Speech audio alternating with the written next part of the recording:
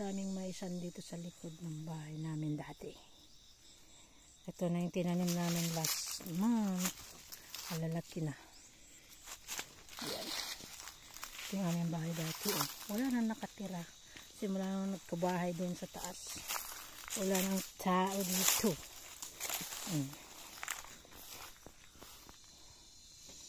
Wala na dito tumitira. Ni isa.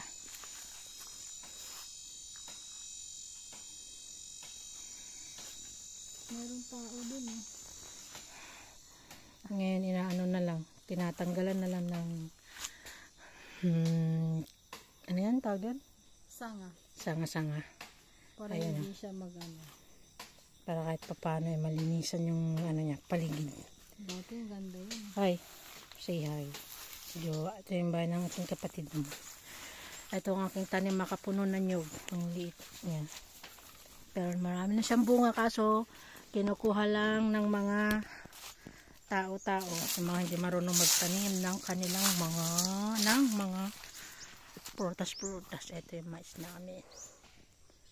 Hanggang doon. Yung doon banda naman sa palayan. Kaso hindi pa pwede magtanim ng palay ngayon.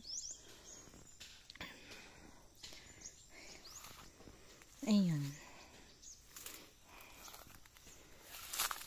Pasyal muna kami dito ni Jowa bago kami pupunta ng Bulacan. Ayan din siya. Ayan, tatago. Na? Kuha kami ng gobi. Ayan, sagingan. Kukuha tayo malunggay? Ano, ang dami malunggay sa bahay. Ito yung bahay namin, guys. Halatang wala na nakatira kasi madamo na siya. Eto nung nandito pa kami, Diyos ko. Grabe ni mga kaya linis ayan. Bahay namin. Bago pa yung ano yan kasi kailan ko lang pinalagyan ng bubong. Wala na nakatira.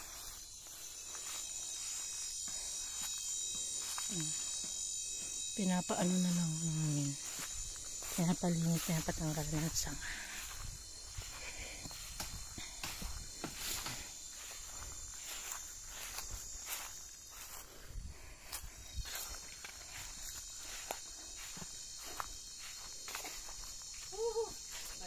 Natakot dyan.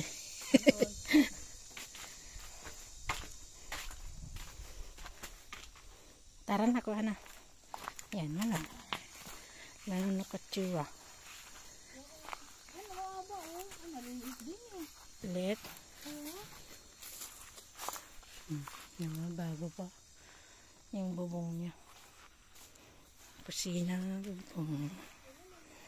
Ayan, pinapalinis na lang siya. Tinatanggalan ng mga ano.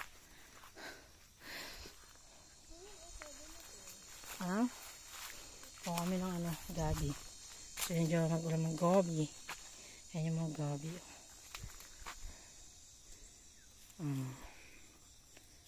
Ayan yung mga kalabaw. Avocado. Yung bumbun. Kahoy.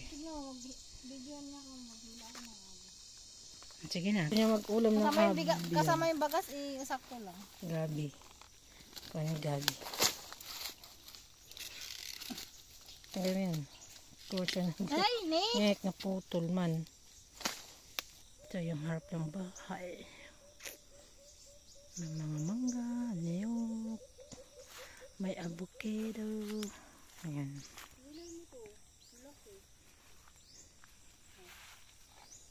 Si Jawa.